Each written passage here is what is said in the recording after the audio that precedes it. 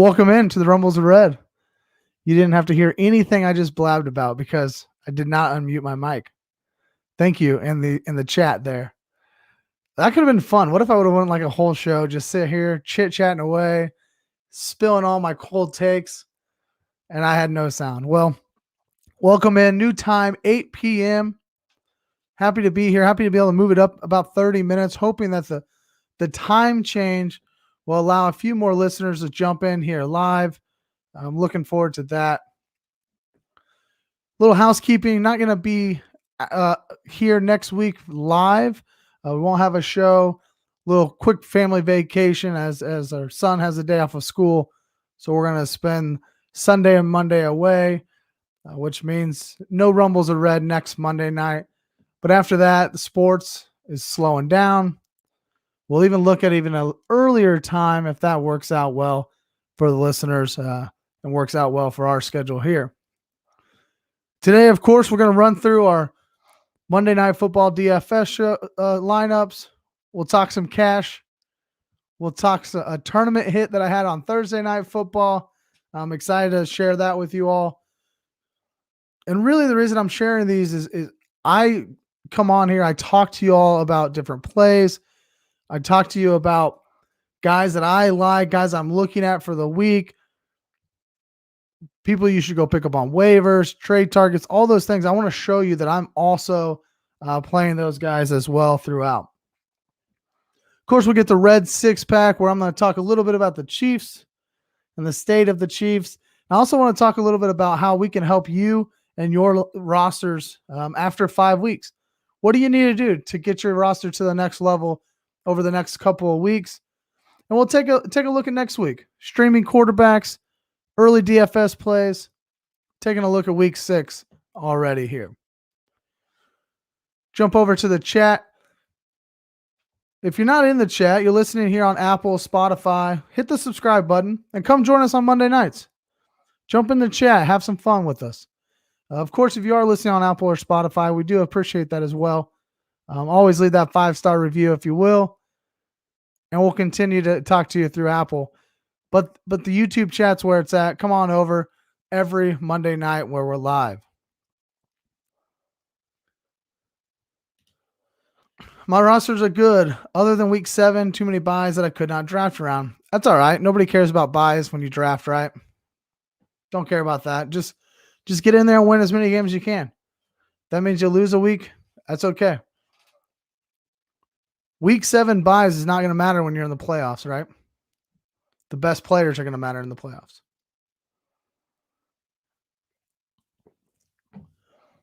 I have to change kickers and defense each week, but everything else is pretty well set, barring some injuries. Absolutely. Kickers, defense, tight ends, sometimes quarterbacks. To me, they're all interchangeable. They're all interchangeable.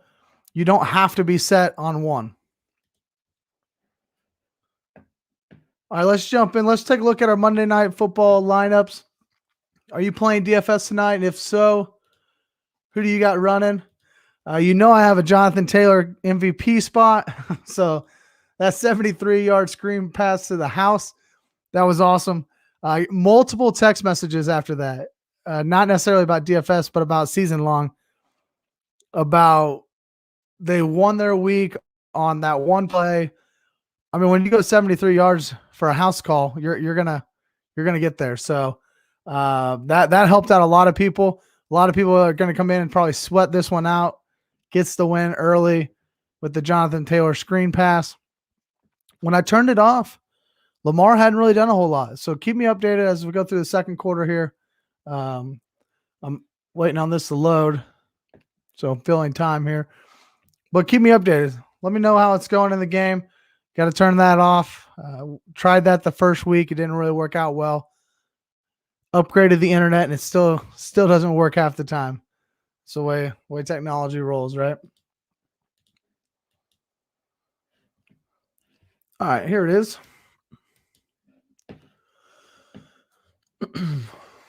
Take a look at our first one.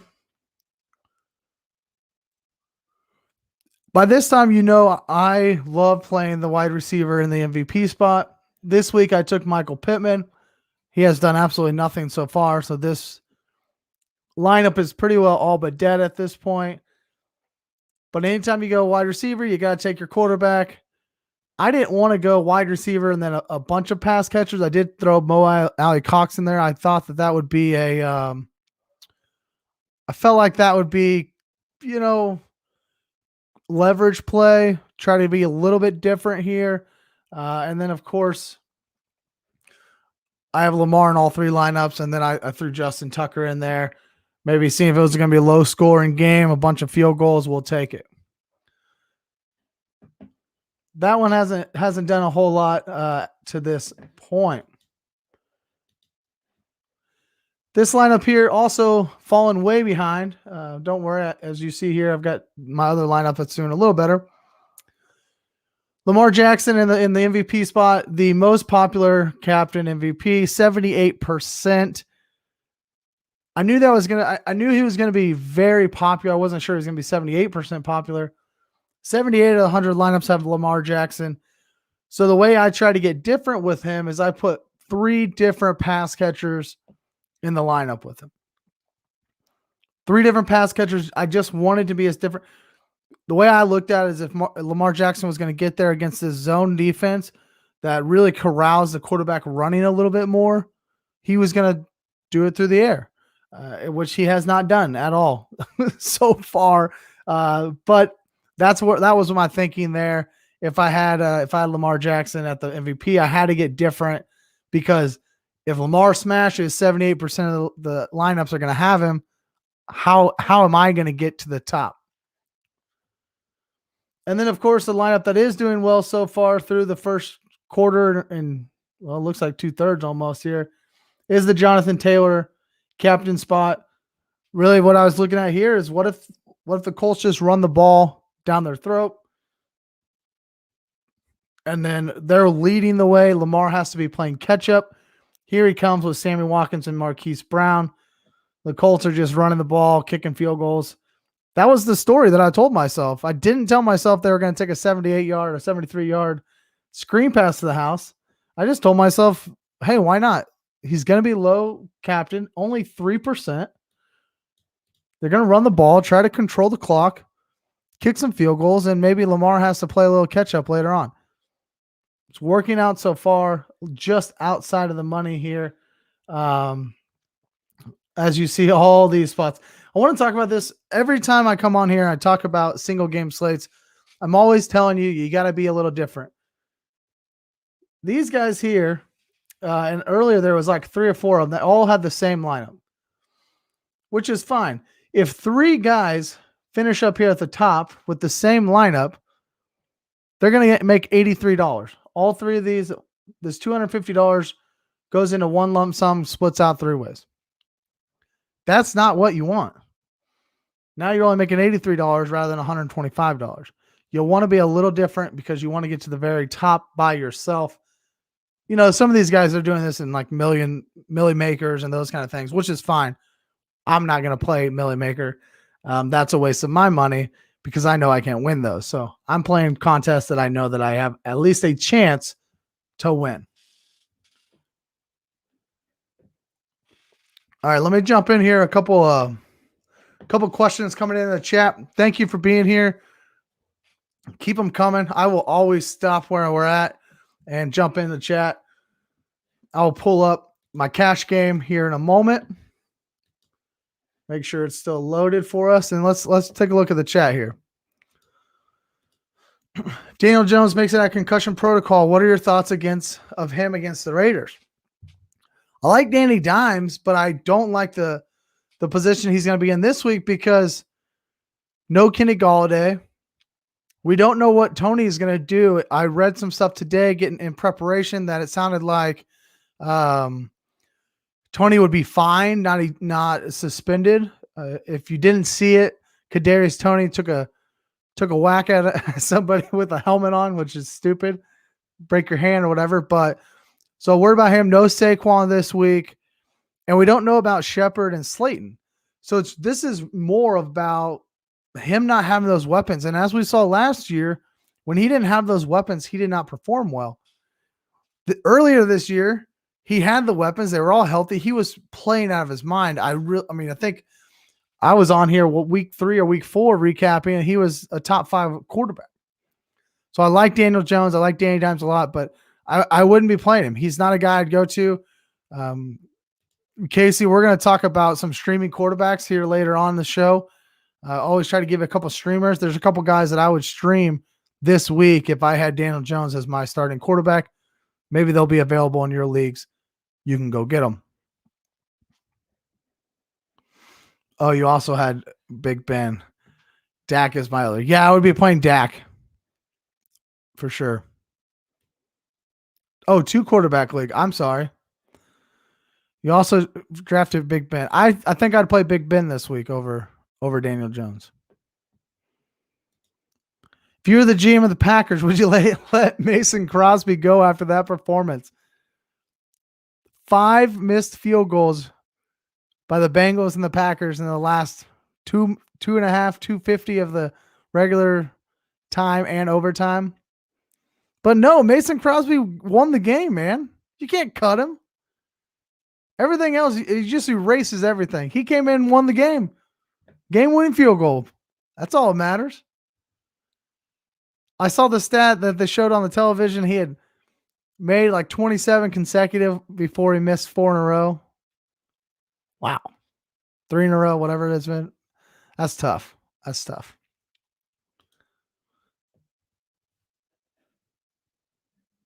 Need another 19 points from Jonathan Taylor.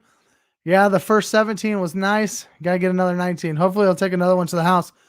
I just showed you my DFS lineup. I'd take it too. Did you see the breaking? Uh-oh. Oh, no. Breaking news. John Gruden got fired? Is this real?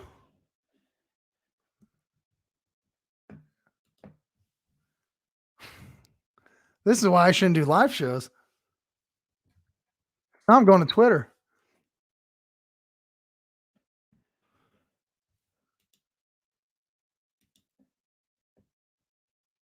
I read an article before dinner that say it won't last much longer. Well, you guys have thrown me all off here.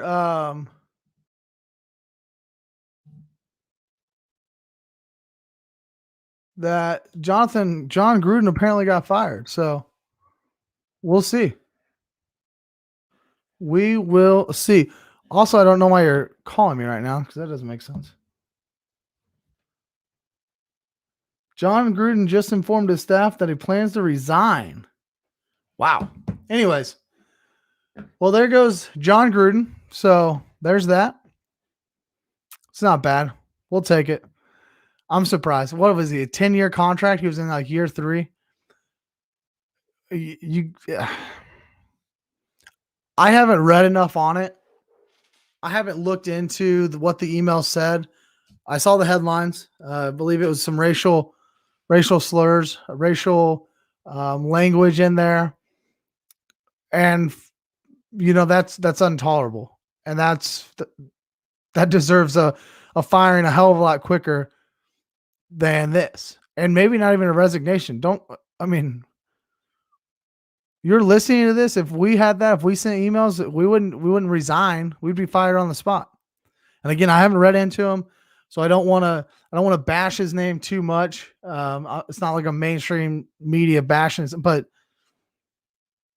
if what I saw was true, and it seems like it probably is, and my guess is over the next couple of days, more stuff will come out about it, then I'm glad. I think the NFL's done the right thing. I think the Las Vegas Raiders have done the right thing because winning doesn't fix everything. Winning doesn't solve everything. And unfortunately, in the NFL, we see that a lot. We see it with domestic violence. We see it with players and coaches using racial slurs. It's intolerable. And I am happy that the Las Vegas Raiders have moved on from John Gruden. And I think that the NFL is a better place to eliminate that kind of junk. All right, let's get back into some DFS stuff. Sounds like there's more. Schefter broke the news. Getting in here. Okay. It sounds like there was more emails. So yeah. Well, let's jump back in here. I appreciate that. See, this is why I love you guys being in the chat with me tonight. Thank you for joining. Come on in next week too. Or a couple weeks, I guess. I won't be here next week, but come on in because this is this is what I like the chat here for. So all right, let's pull up the cash game from the main slate this past week. And I was towing the line all day long. Want to go through this though. So my lock, Kyler Murray and Darren Waller were two guys I put in the lineup early in the week. I wanted them the whole time. They were both the most expensive at their position, but to me, there was a clear tier break between Kyler, the rest of the quarterbacks on the main slate, and Waller and the rest of the quarterbacks. Remember, no Mahomes, no Josh Allen, Lamar, Matt Stafford, no George Kittle on the slate, no Travis Kelce. So these guys were like the best players, and I wanted them on my team this week. And then through conversation, I had to get Devontae Adams became a lock. He wasn't a lock early in the week, but through conversation, my close niche people I'm talking to all the time about DFS, they were really on him. And I thought, you know what? I need to get on him too. And I'm damn sure happy I am. I did because he smashed 11 catches, 206 and a touchdown, going nearly 4 times his salary. So you love that in cash. Early last week, I told you I wanted Dalvin Cook in my lineup. That was my early look last week. I thought against the Lions, that was a great spot. But as the news kept coming in throughout the week and Cook wasn't quite healthy, I didn't really want him. So originally, I actually had Alvin Kamara, Laviska Shenault, and Kadarius Toney in here. Alvin Kamara was showing up in most of the optimals and the sims, like 27% of optimal lineups. He was the highest optimal player early, or as I was preparing. Kadarius Toney and Laviska Shenault, 2 cheap wide receivers who had come into a lot of volume or opportunity for a lot of volume due to injuries around them. Well, then the Dalvin Cook news broke early on Sunday, and so I went to Alexander Mattison. I wanted Cook, but he was injured, so I go down to Alexander Mattison. Cook does exactly what I thought, or Madison does exactly what I expected Cook would have done had he been healthy. He goes in, he smashes against the Detroit Lions over 100 yards. I think he got a receiving touchdown as well, and that allowed me to come up to A.J. Brown and Antonio Brown. A.J. Brown didn't work out, but Antonio Brown did. Damian Williams was the free square of the week from the very beginning. He was only 5,800.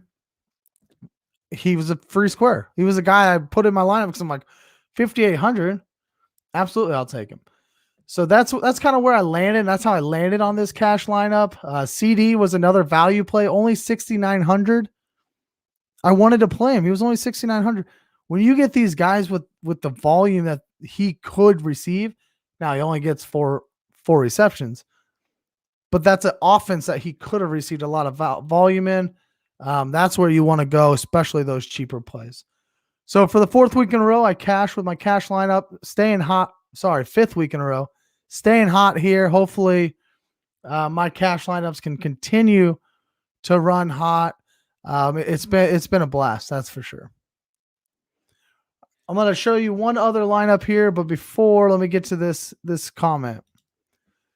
Thoughts on Seattle? Carson injured along with Russ. Can we start any Seahawks now? Yeah, I think you still run out DK this week. He seemed to be the favorite. Man, who was it that came in? Sorry, I'm not going to remember his name now.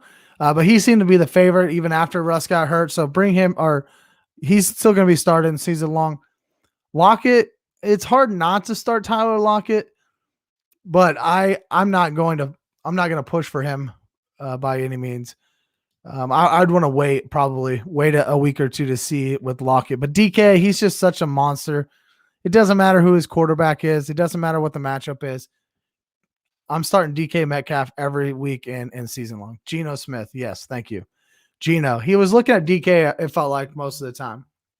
And the reason I say that is because of this lineup here. I was also watching DK. So Thursday night showdown, I take it down the 100-person league. Took it down, won the top prize here in first place, and I was sweating. Let's walk through my lineup first. Robert Woods, there's my wide receiver in the captain spot or MVP spot with the quarterback. Okay, same thing every time. It's like a broken record. I brought in Darrell Henderson here. Alex Collins was the cheap play because Carson was out, and of course I wanted to bring back a pass catcher, and I brought back DK Metcalf. Now I got lucky. Russell got hurt in this instance, so I don't lose ground to him. But I have Robert Woods at 4% in the MVP spot. The guy who got second, I want to talk about him because he's got DK in the MVP spot. And I also have DK, but he's getting 1.5 points. I was one catch. I was like texting it down to the exact, like if he gets one catch for, I don't even remember what the math was now, 14 yards, I lose. Like I had it down. I was sweating it, texting every 30 seconds what was going on. But he had DK here. Now, I would not have built a lineup like this because he doesn't bring Russell into this lineup. And in most cases, if your wide receiver is going to get there, your quarterback is as well. In this case, the quarterback gets hurt. DK continues to smash. But in most cases, you got to get your quarterback in there because he's going to be the one that brings DK to this point. Now, it's hard to say you hate it because it worked out really well for him. He got second place, and he's like a 14-yard catch away from first place. So. Thank you, sir. It is the first one of this year. I play the same 100-person contest it's a 3 max entry. So I play the same $15 for every single game slate. That's it. That's all I play. 3 lineups. Every single game slate.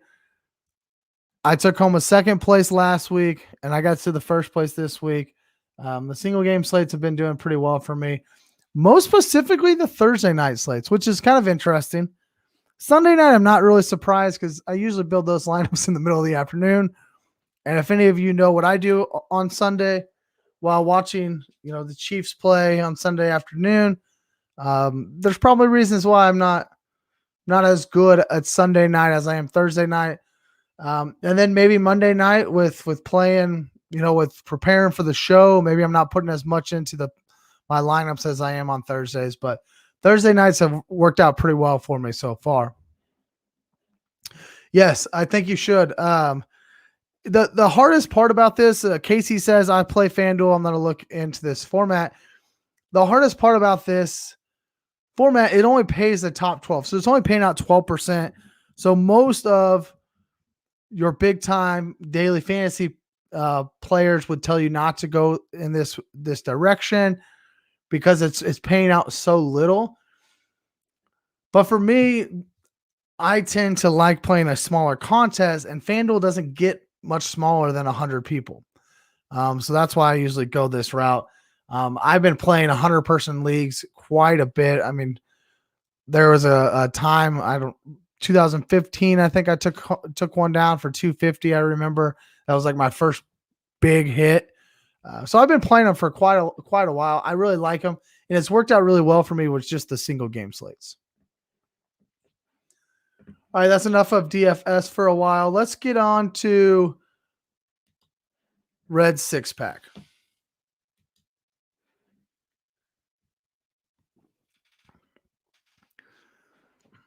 Number 1, my top 6 takeaways from week 1 or week 5. And we're going to start with the Chiefs. The 2-3 Chiefs.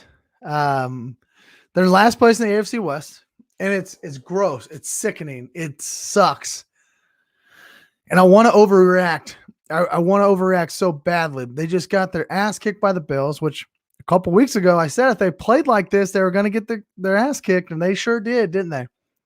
They came out, they turned the ball over, and they played like trash. The Chargers, they're 4-1. They look unstoppable on offense. They put up 47 points against the Browns. Now, their defense didn't do them very much justice last week, but the Chargers are looking really good. They've got a date with this Baltimore team next week, so we'll see how that goes. Should be a good game. But as a Chiefs fan, we need to take a deep breath here, guys. I see it all over Twitter. I'm in multiple group chats. I don't think that there's a lot of panic, but I'm starting to feel some panic. And I want everybody to take a deep breath. Okay. If you're a Chiefs fan, press pause. Mute me. I don't care what you have to do. Take a deep breath. And let's get into why I think the Kansas City Chiefs are going to be okay. I'm going to take my fandom hat off of me. Okay. I changed the flag from the Super Bowl champions to the Chiefs Kingdom. Okay. We can't be the Super Bowl champions right now. I'm not on the team. The Chiefs, they're not, that's not who they are right now. But I'm going to take my fandom hat off because I want to come at it from hopefully a logical state. And last night, Patrick Mahomes comes out. He takes responsibility. He says, I understand. I need to stop doing the things I'm doing to turn over the ball. I think in his statement, he talks about how he's gotten a little wild and with some of the things that he does, some of the things that he's usually doing, it's not working out right now. He needs to go back to the drawing board. Andy Reid's a really, really good coach. Andy Reid's won, 100? What was the thing he got the other day? Against the Eagles and won like 100 games at two different organizations or something like that. Probably a Hall of Fame coach. He can turn things around. He's got the mind. He's got the offensive prowess to turn this thing around. But how are they going to turn it around? What has to happen? And I disagree with most of Chiefs Kingdom because I think it starts with the offense and the turnovers. We can sit here and we can dog this defense. We can talk about trash ass Daniel Sorensen. We all know he sucks. But the reality is this offense continues to put the defense in bad positions. 11 turnovers in 5 games. 11 turnovers in 5 games. That's not ideal. And they have a turnover differential of -7, 31st in the league. The Jacksonville Jaguars are the only team that's worse than the Chiefs right now. Is the defense bad? Yes. This is on the offense. I see it. All the articles come out. The defense is giving up so many points. It's putting all the pressure on the offense. That's bullshit to me. The offense turned the ball over 3 times inside the 40 against the Chargers. Mahomes throws a pick 6 last night. Like, the offense is putting the defense in terrible, terrible positions. And I think if they can just go back to the drawing board, figure out the turnover situation, I think that's going to help the defense slow down opposing offenses. It's going to keep the defense off the field a little longer. Give them a little rest. Lamar Jackson went down on Sunday Night Football and scored, and the offense came out and went 3 and out after Lamar just ran it for like 80 yards on the Chiefs. You can't do that to an already bad defense. Your offense has to complement this defense. The defense doesn't have to be great. We've seen it. This team has been good without the defense being great. The defense doesn't have to be great. The defense has to be good enough to make some key stops and get a couple turnovers here and there. The offense will always carry this team, but when they're turning the ball over 11 times in 5 games, you can't beat the elite teams. And that's why I'm not panicking yet. That's why I'm not panicking as a Chiefs fan. Because when you look at the opponents the Chiefs have lost to start the season, okay, all 3 losses have come to very good football teams. Overall, the opponents they played are 16-8. They've already played 3 different division leaders with just 1 loss. We'll see how Baltimore goes tonight. But potentially their 3 losses through 5 games are to 3 teams at 4-1. The Bills, the Ravens, and the Chargers. 3 teams who have been gunning for the Chiefs for a couple of years now. 3 teams who have been in the playoffs. Chargers a little bit, they haven't been gunning as much. Herbert is legit. Crown him MVP if you want. But it's not like they're losing to trash teams. They're good teams that are beating them and teams that have been chasing them. If you were to say the Chiefs lost to any of these 3 teams in a vacuum, you're like, okay, you're not surprised. The problem is they've lost all 3 of them. And they've lost all 3 of them in a span of 5 games. So now they're 2-3. If the Chiefs were to start 5-0 and then have this 5-game stretch and go 2-3, you're sitting at 7-3. You're not that worried. And I think that's where we have to look at as a fan right now to understand they played a third of the season. Not even a third, really. There's 17 games. There's plenty of time. Now, number 1 seed is probably out of range at this point. Right now, I would say that's not a possibility because you lost to the 3 teams that are all going to be gunning for the number 1 seed. But let's start looking forward. Washington football team this week. Shout out to my boy at Fantasy Intervention, Chase Vernon. Go check out Washington Intervention on Tuesday nights. Hopefully they talk a little bit about the Chiefs this week. I'm interested to see that. A bunch of Washington fans just talking Washington football team.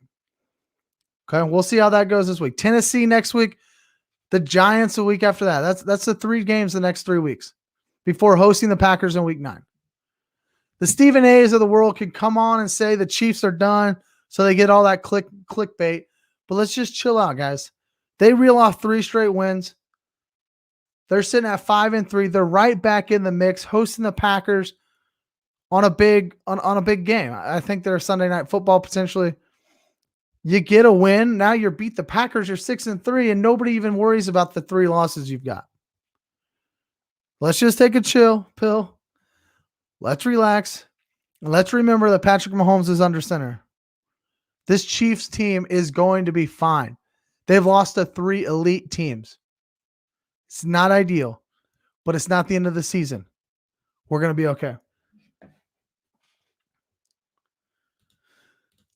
Yes, breathe. I know Chiefs fans, but I believe. Me too. Me too. We got a question here. Chris Godwin or Ridley rest of season? Chris Godwin or Calvin Ridley rest of season? I would take Calvin Ridley. I'm still not 100% sure why he didn't make the trip to across the pond this week, but I would take Calvin Ridley. I mean, I don't think you can go wrong either way, but if I was in a trade straight up Chris Godwin or Calvin Ridley, I would choose Calvin Ridley rest of season. There's just a lot more there's a lot more mouths to feed in Tampa Bay. And I think that week in and week out, Tom Brady's just going to throw it to anyone and everyone.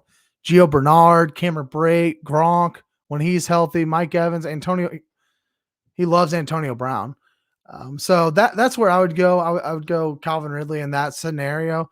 But either way, you're fine. If somebody came to me with that trade, if I had Chris Godwin and they came to me with Calvin Ridley, I would see if I can get a little bit more. If I had Calvin Ridley and they came to me with Chris Godwin, I'd see if I can get a little bit more. If somebody else came to me with that exact thing and I see him as one over the other, I'd still first try to get something before making that trade. All right, let's go to number 2. Kadarius Toney. I told you earlier, crack the dude, punch the dude, but he goes 10 for 189 on 13 targets. I saw a tweet come out, and I don't remember who sent it out, and that's bad on me, but a tweet came out and Kadarius Toney was in the top 5 of most receiving yards in one game over the first 5 games. Randy Moss is on the list. I mean, Kadarius Toney, the next Randy Moss, right? Now let's pump the brakes a little bit, but first round pick.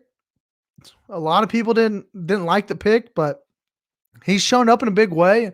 He's had opportunities due to Slayton and Shepard injuries, and Galladay's now injured. We got to figure out what's going to happen here for the next couple weeks. I said it earlier. I don't think he's going to be suspended, but if he is suspended, that's going to hurt a little bit. And if he doesn't throw that punch and get ejected, does he get 200 yards? That would have been pretty sweet. Over the past 2 games, as he's gotten these opportunities, had 9 targets and 13 targets. You really like to see that from a wide receiver. And he's not an auto start this week for me. I'm not gonna really harp on him a lot in the waiver wire just because I'm gonna talk about him here. He is a waiver wire ad. Absolutely go get him. But he's not an auto start.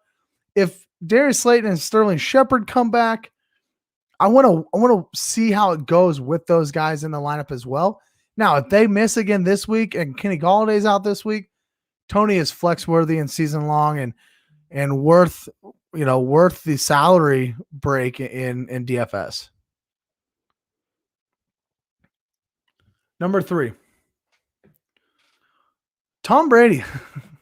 So we talked about the new stud and Kadarius Toney. What about the old dog, right? What about the old stud? Tom Brady never seems to disappoint. Oh man. One of these days he'll retire, but it wasn't this week. And we probably should have seen this coming. He didn't score any. He threw no touchdown passes against his former team in the New England Patriots last week on Sunday Night Football. So we knew he was going to light it up against his former division foe, right? The Dolphins are just sitting there. He's salivating all week long. I can't wait to get after it. He goes 30 for 41, 411 yards, 5 touchdowns, and I about made a huge mistake. It would have been the biggest mistake of the year. I almost played Trey Lance over him. I just thought, what if the Buccaneers come in and just run the ball down the Dolphins' throat and Tom doesn't get any touchdowns? Well, that would have been dumb. That would have been really dumb of me, and luckily I didn't do that, and I still lost the game in that league. But Tom Brady, he does have a thumb injury, but I think that it sounds like he's going to be okay against a terrible Eagles defense on Thursday night. So it's hard not to expect another, 350 yards, a couple more touchdowns there. Tom Brady, he is living up to all the preseason hype, and really, I mean, a lot of us still got him in the 7th, 8th round, and I think that there's a lot of people wishing they would have taken a stab a little earlier with him. They drafted guys like Aaron Rodgers before Tom Brady, and Tannehill was being drafted around Tom Brady. Tom Brady's been great. I talked about him last week, and he's made the list again this week.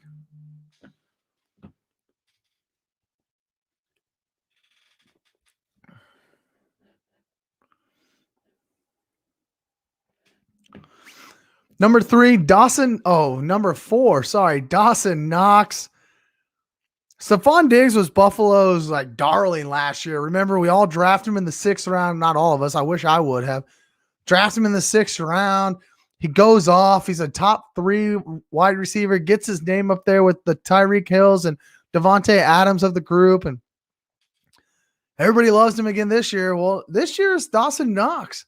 He's taking on that darling role. 4 straight games with a touchdown. 2 straight games he's put out 20 fantasy points. PPR scoring, of course. And he's yet to give you a bust outing this year. I like what I see from Dawson Knox. And, of course, the touchdown equity. He kind of reminds me, I guess, a little bit about Robert Tonyan from last year, getting the touchdowns all the time. But Dawson Knox is getting the yardage as well and a little bit of usage. He's running a lot of routes. I'd put him tight end 6 rest of season behind Travis Kelce, Darren Waller, Hawkinson, Kyle Pitts, and Mark Andrews. I'd probably take those 5 over Dawson Knox right now, and then it's Dawson Knox. I'll take him over Kittle right now. Kittle's out for the next 3 weeks. He's not going to do anything for you. Dawson Knox is a Sit it and forget it tight end. If you've got him, if you picked him up, Dawson Knox is the cover boy, guys. This is the reason you either draft a top tight end or you don't draft a tight end till the end. Dawson Knox is the cover boy. If I was good at thumbnails, Dawson Knox would have been my thumbnail this week. The picture that you put on the YouTube before. He would have been my thumbnail because he is the cover boy for why you don't draft tight ends. Man, he's looking good. And of course, the Chiefs defense makes anybody look good. But all right, number 5. It's the injuries, guys. Remember, this is my top 6 takeaways, and number 5 is the injuries. Russell Wilson, Joe Burrow, Dalvin Cook doesn't play. Chris Carson doesn't play. C-Mac still out this week, week 5. Saquon got hurt. Clyde sprained an MCL. Juju, Tyreek, Kenny Golladay, Danny Dimes, Damian Harris. All these guys are relying on week to week on your fantasy teams, and it was a terrible week for injuries. Some worse than others. Juju done for the season. Russell Wilson will be out until week 10 is what he said. Others are saying it might be longer. Joe Burrow seems to be okay. Went to the hospital, but released already. Kenny Golladay is going to be out for a couple weeks. Danny Dimes, Daniel Jones, concussion protocol. He might be out this week. Clyde's out 2 to 4 weeks. Go make sure you know who's on your team. Take tomorrow and regroup. Figure out what you've got. Look at the injury news and prep for your waiver wires. It's going to be a make it or break it week. I said it earlier. It's going to be a make it or break it week for waiver wires. I'll give you a couple waiver wire ads coming up. All right, number 6. One takeaway I want to get into is how you should be handling your rosters now through 5 weeks. Okay, we're 5 weeks in, and these are really the weeks that are going to define the rest of your season. The 5 weeks that you've already had are done and gone. Well, for some, it's not over with yet. In the chat, they said 19 points still from Johnny Taylor. But the 5 weeks are going to be over with after tonight. And you can't do anything to fix those 5 weeks, but we have to start looking forward. In a traditional redraft, the playoffs are weeks 15 to 17. So that gives us 9 more weeks left in our regular season. It's a long season. We're just now past the quarter mark, but I'm here. I want to help you navigate your team. I want to help navigate your team and walk through a couple scenarios with you here to do this. All right, starting with 0-5. If you're 0-5 or 1-4, okay, it's not quite time to panic, but it's time to start buying yourself a win. If you're 0-5, 1-4, the most important thing for you right now is you have to do what you can do to enhance your team's ability to win this week. You no longer have the luxury of looking down the road. You no longer have the luxury of worrying about week 7, week 8, week 9. You're week 6 and week 6 only. This might mean you have to trade away one of your best players. Maybe you need to spend a little bit more fab this week than you normally are willing to spend. Maybe it's time to drop that player that you just keep holding on to just for a little bit of hope so you can add that next running back. You have to find a way to win in week 6, and that's what you're looking for. You can't look at anything else right now. So I want to give you some trade advice, and I'm going to show you a 1-4 team. This is not my team, but I kind of got privilege or the okay to show it, but we're going to show it. If you're 1-4, 0-5, you want to go look at the teams at the top of your league. Who usually those teams that are 5-0, 4-1, they're probably deeper teams. Go reach out to them and offer your best player. Maybe you're 1-4 because Dalvin Cook has been injured. Go ask those teams, are you interested in Dalvin Cook? and be okay with moving on from your best player. Because again, your best player is not winning you a week. You need multiple players. If you're 0-5, 1-4, you need multiple players. One player is not going to do it for you. Even if you lose the trade in a vacuum, can you go upgrade 2 starting spots after losing a little bit? If you go move Dalvin Cook, can you upgrade at two spots while only losing a little bit at running back? What can you do? Could you trade Dalvin Cook for Damian Williams, T. Higgins, and Michael Carter? Is that you lose a little bit? You come off of Dalvin Cook to Damian Williams. Okay, that's going to lose a little bit, but you're upgrading with T. Higgins, and you might upgrade your flex with Michael Carter. Those are just kind of 3 names that I felt like could potentially be on somebody's team. Let me show you a 1-4 team here.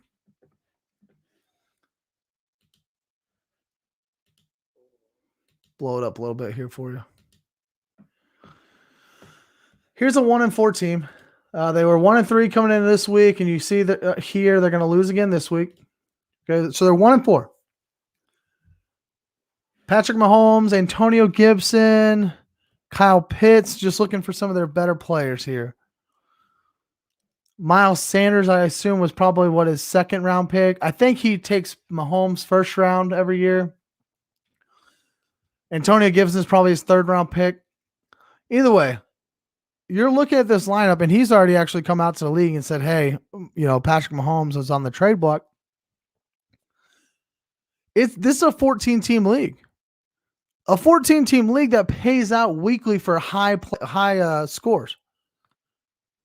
Well, Mahomes is a guy that can score a lot of points. He could be a high-scoring player on a week.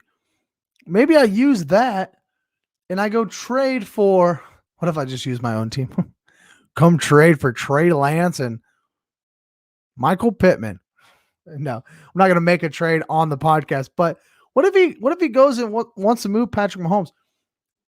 Can he upgrade? I guarantee he could upgrade at running back and probably upgrade either this flex position or maybe even upgrade from a Robbie Anderson in one full swoop. And then you just stream quarterbacks. That's okay. Streaming quarterbacks gets people along. It's gotten me along. I'm 4-1 in this league. I played Daniel Jones, Sam Darnold, and Trey Lance so far. You can stream quarterbacks. Can you use Patrick Mahomes and get 2 to 3 pieces and then just stream quarterbacks? Absolutely. That's what you want to look at. If you're 0-5 or 1-4, that's what you want to look at doing right now. That's what you want to look at doing. All right, if you're 2-3 or 3-2, this is where I feel like you feel okay with your team. You're 2-3, you're 3-2. You feel okay with your team. You're like, this team's fine. You're making up excuses of why you lost. You know how I know you're doing it? Because I'm doing it too. I'm looking at a team that's 2-3. I'm like, if I would have just played Antonio Brown instead of DJ Moore this week, I would be 3-2. If I wouldn't have started the Chargers defense, I'd be 3-2. Like, you're making excuses for why you're 2-3 or 3-2. But right now, this is probably the worst place you can be. Because it's really easy to get complacent here and not make any moves. Because you're not panicked. You're like, I'm middle of the pack. I'm fine. You believe your roster is still good. But you got to figure out how to get this middle of the pack roster to a top roster. Not just be middle of the pack. You want to be the best roster come playoff time. If you go 2-3 over the next 5 weeks, well, now you're 4-6. Or if you're 3-2 and now you're 6-4, like you're still middle of the pack. You got to figure out how to get to the top and get the best team. All right. You can look into the future a little bit more, but here's some trade advice that I have. Looking at your roster, you should go determine your strengths and weaknesses. Okay. Your strengths and weaknesses probably from your draft, whatever you drafted. I draft a lot of wide receivers. I'm going to show you a team. Wide receiver feels like a strength to me. Okay. Now go find those other 2 and 3 teams or other 3 and 2 teams and find the opposite. If your strength is at wide receiver, go find one of these middle of the pack roads that their strength is running back. Because the key here is to find that trade partner that has a weakness where you have a strength.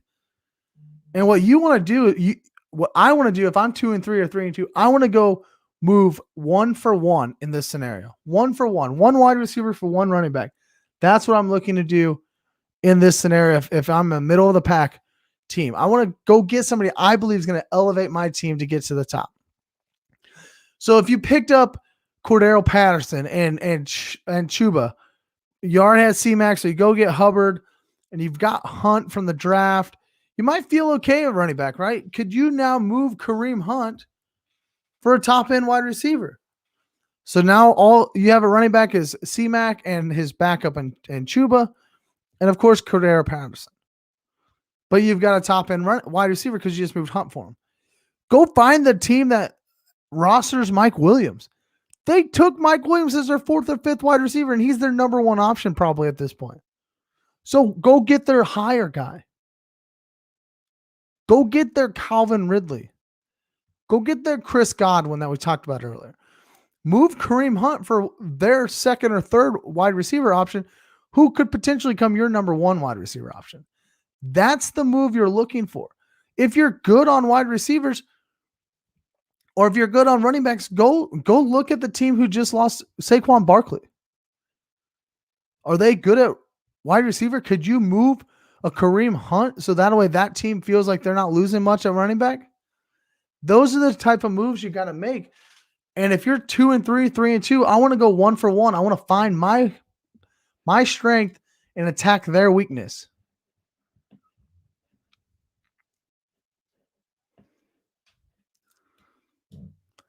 Man, you were speaking the truth. Truth I needed to hear as a 3 and 2 team. I'm telling you, this is the time to make the moves. We want to get better. The bye weeks are coming up. We want to get our team to the top. So we're ready to roll into the playoffs. Take a look at this team.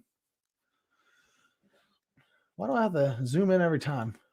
Take a look at this team. All right. Ignore all the Cowboy love. It wasn't on purpose. I am 2 and 2, and I'm about to lose this week here. You see here, I'm going to lose. Okay. When I look at this roster, I see I'm pretty solid at running back, in my opinion. And of course, I'm decent at wide receiver, I think. But there's one glaring part, and that's my tight end, because I had George Kittle drafted in the 3rd round, and he's on IR.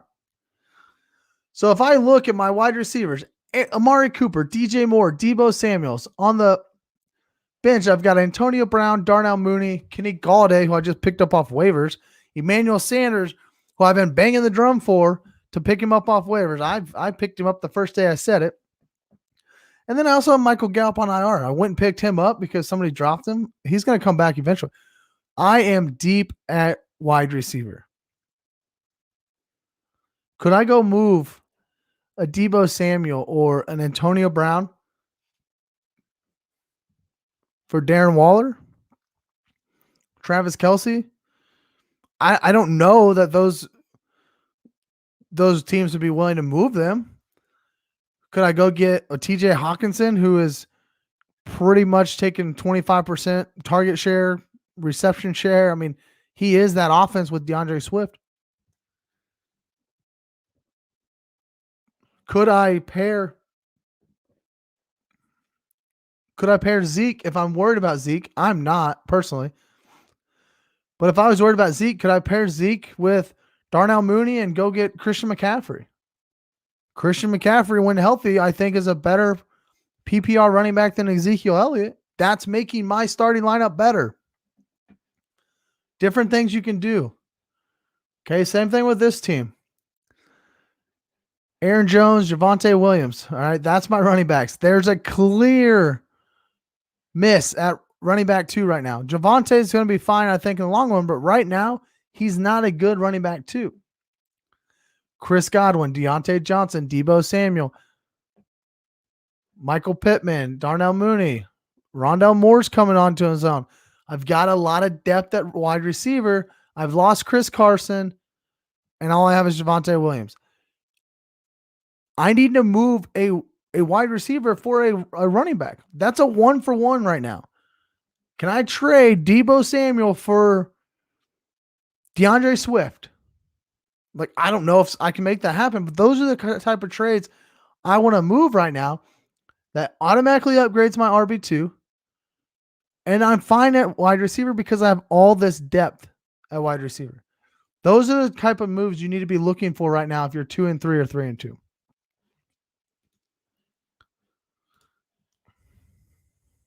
All right, let's talk about 5-0, 4-1. You're at the top of your league.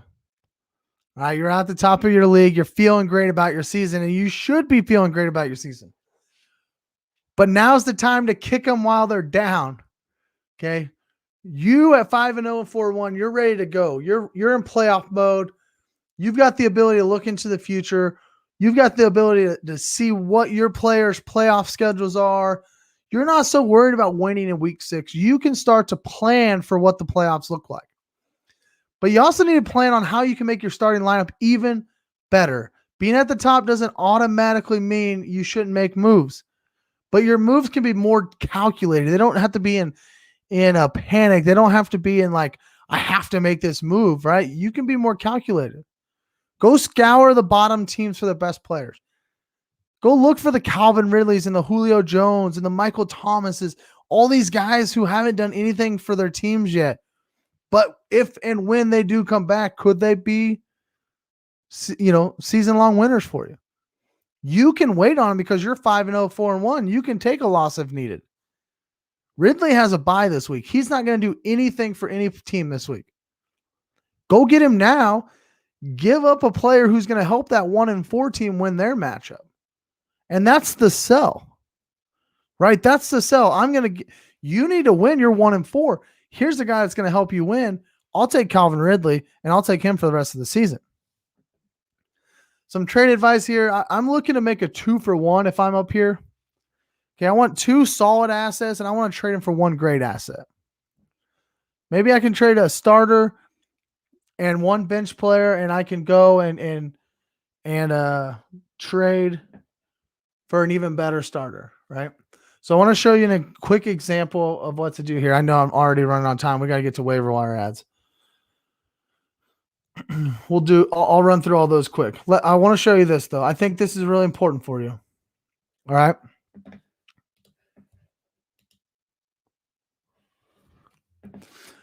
So here's a move I made. I'm going to be 4-1 on this league after this week. Earlier this week, I made a move. I traded Chase Edmonds, who is my RB2, paired him with Laviska Shenault. Shenault just opened up potential opportunities. DJ Chark gets hurt. He's the hot name. Okay. I'll let that hotness go somewhere else, and I'll take DeAndre Swift. And that's what I did. He ends up throwing in Tony Pollard, which is great for me because I have Ezekiel Elliott on this team. But Laviska was on my bench. Right? I got Deontay Johnson, DK Metcalf, CeeDee Lamb, Deebo Samuel. Laviska's on my bench. He's not starting anytime soon. So I upgraded from Chase Edmonds to DeAndre Swift. Also, I'm pretty sure I've said Deebo like 5 times in this segment. I loved Deebo Samuel. Worked out pretty well so far. I have a lot of CD and Deontay Johnson as well. This is my only DK Metcalf share.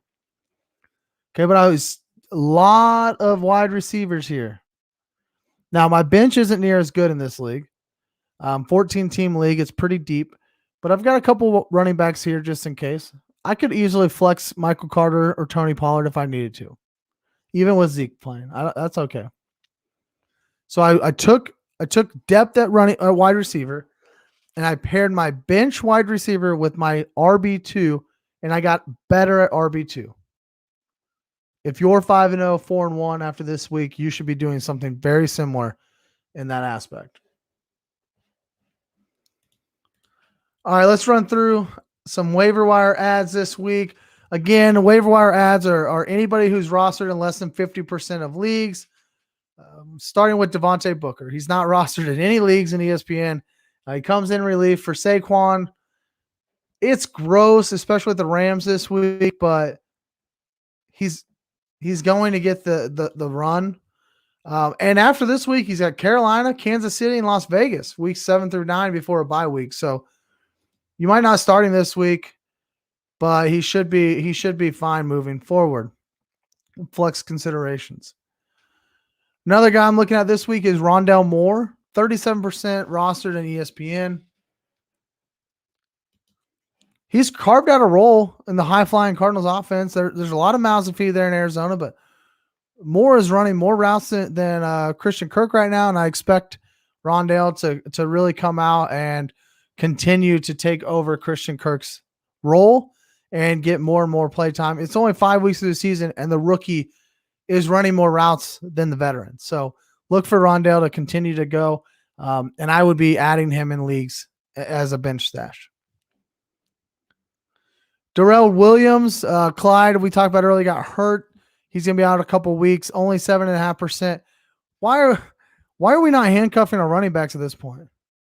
Christian McCaffrey, Dalvin Cook, Clyde, Zeke has thought about it. Saquon got hurt. Like, there's all these guys. Why are we not handcuffing our running backs? Multiple running backs that we drafted in the top 3 rounds have gone down already this season. And we've had to spend fab and more fab every week just to get a backup running back that we should have had already. Just think about it. If you've got a great running back, take a look. See if his backup's on your bench. Chris Carson. See if he's on the waiver. See if the backup's on the waiver wire and go pick him up. Pick him up while the free agency, not during the waiver time. Don't spend your fab if you don't have to right now. Darrell Williams, you got to spend your fab on. He should be in line to be the starter. I do think that he's going to share a role with Jerick McKinnon, but Williams was already starting to take some touches from Clyde over the past couple weeks, so expect him to have the most opportunities in this offense. Couple options to drop this week. Juju Smith-Schuster, he's going to be out for the season. Don't waste an IR spot for him. You need that IR spot in case somebody goes on COVID or anything like that. So just go ahead and drop Juju. That's unfortunate, but drop him. The other guy I'm going to put on here is Robert Tonyan. Rostered in 69% of leagues.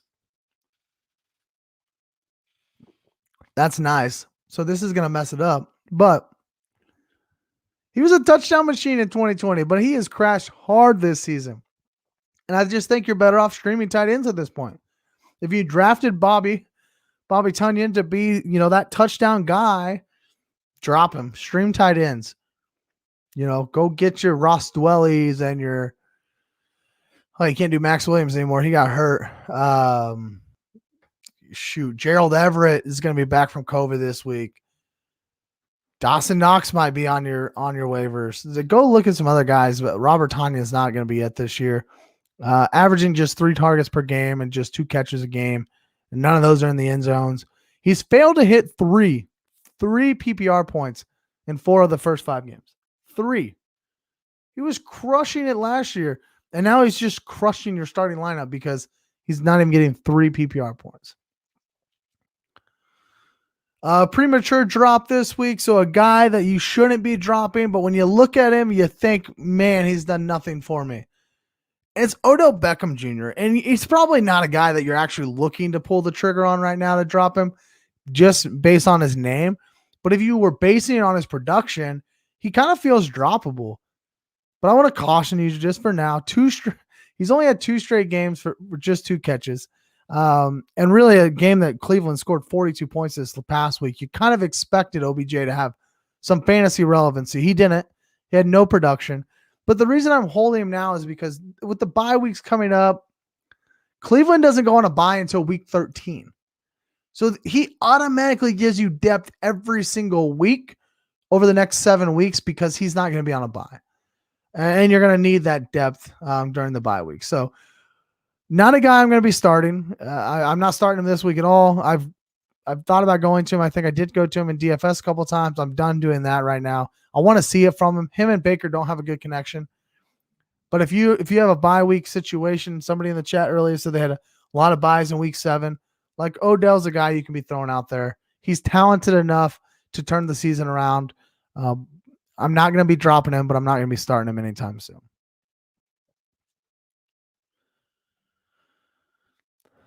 Pittman got a touchdown. I had him in MVP spot too. Nice. All right, let's take a quick look at week 5. Running a little long today. Sorry about that. I got into I really wanted to talk of that segment about helping your season and what you should be doing at different spots in your leagues. And maybe that's something I'll reevaluate and take a look at again in week 6. Maybe do something similar again. I like that a lot. But let's talk streaming quarterbacks. I always got to give you a couple streamers here. Trevor Lawrence was on the list last week, ended up as a QB1. Trey Lance was also on the list last week, and he will not end as a QB1. So you win some, you lose some. But if you started Trevor Lawrence, you're very happy about that. So he was definitely a good streamer last week. This week, Jameis Winston, Matt Ryan, Trey Lance, Zach Wilson are all on a bye. Not a lot of big household names at quarterback this week on a bye. But 2 quarterback leagues, maybe deeper 14, 16 teams leagues, they might be guys you're looking at playing. So this segment really becomes more crucial with these bye weeks. And because you're really going to be looking, you're starting Tom Brady every week, but he's going to be on a bye one week. You're going to have to stream a quarterback that week. So this week, starting off, going to go back to the well with Trevor Lawrence. He's still only 42% rostered, so he's definitely out there available for you. If you streamed him last week, just keep him and feel confident starting him again this week. He's had 2 bust games already, but those were against Denver and Arizona. And as we've learned over the first 5 games, this Arizona defense is for real, and Denver defense is always really good. Miami's defense is not good, and they just gave up 5 touchdown passes to Tom Brady.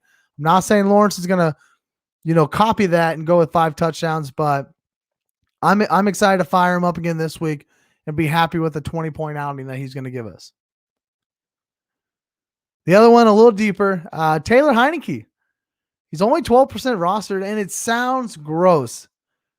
Trevor, you're going to tell me to play Taylor Heineke. He plays the Chiefs. Of course I'm going to tell you to play Taylor Heineke. He runs with his legs, and he plays the Chiefs. You know who else runs with their legs and played the Chiefs? Lamar Jackson, Josh Allen, Jalen Hurts. They all did great against the Chiefs, especially running the football. So go with Taylor Heineke. Nobody on the Chiefs is going to be able to stop Terry McLaurin or Antonio Gibson. I could see hopefully the Chiefs don't give up 29 points for the 6th straight week. But I think Heineke gets there. I think he can get there, especially if you're streaming quarterbacks. He has 3 games over 20 points already this season. 250 yards, 2 touchdowns. That feels pretty safe this week. I mean, I would say. If you lost Russell Wilson, or maybe you're used to streaming guys like Derek Carr, Baker Mayfield, I like Taylor Heineke this week for you. He could be the man for you. Go get him.